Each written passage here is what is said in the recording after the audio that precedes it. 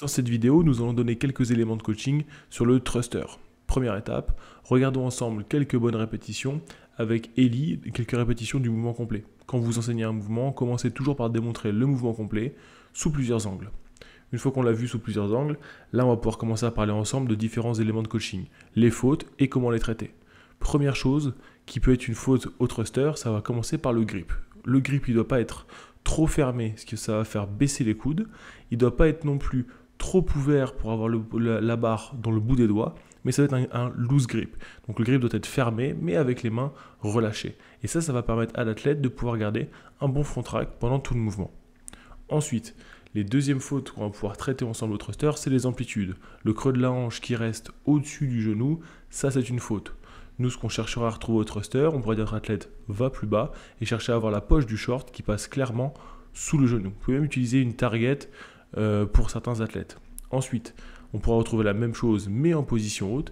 Là, ce qu'on va demander à notre athlète, c'est de venir tendre les bras en position haute pour qu'il puisse effectuer une répétition complète.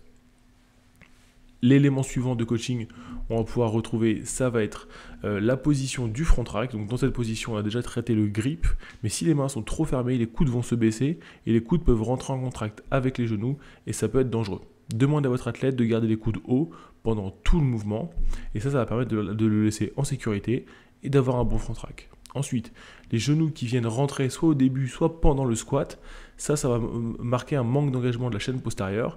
Là, on va demander à notre athlète de pousser les genoux vers l'extérieur tout le mouvement pour pouvoir effectuer le mouvement de manière correcte.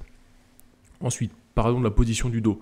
Elle doit rester neutre pendant tout le mouvement, que ce soit en bas du dos ou alors que ce soit au niveau thoracique. On cherche vraiment à garder le dos le plus droit possible tout le mouvement, pour la sécurité évidemment, mais aussi pour l'efficience.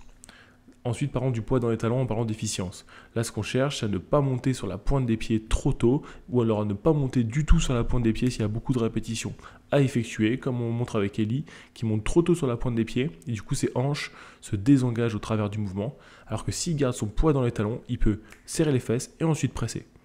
Là, c'est ce dont on va parler maintenant, le press précoce. Là, ce qu'on cherche au thruster, c'est à venir tendre les jambes, et ensuite venir presser dans les barres, et pas d'abord presser dans les bras avant de tendre les jambes. Jambes, bras, et maintenant on le voit ici, ça fait clairement jambes, bras, et on va pouvoir maintenant parler d'un press tardif. C'est les athlètes qui viennent tendre les jambes, vont faire un front squat, et ensuite faire un shoulder press. C'est un manque d'engagement au niveau du corps ou extremity, on cherche à développer une extension de hanche violente. On a parlé de l'action des jambes puis des bras. Là, ce qu'on va chercher à retrouver, c'est l'action des bras puis des jambes au retour de la barre. Si la barre réceptionne l'athlète en position de quart de squat, ça va entraîner l'athlète sur un squat immature, ça va lui faire baisser les coudes, ce qui va pouvoir entraîner une faute. Notre athlète doit chercher à toucher la barre sur les épaules avant de réinitier le squat suivant pour garder le squat le plus droit possible et être le plus efficient possible pendant tout le mouvement.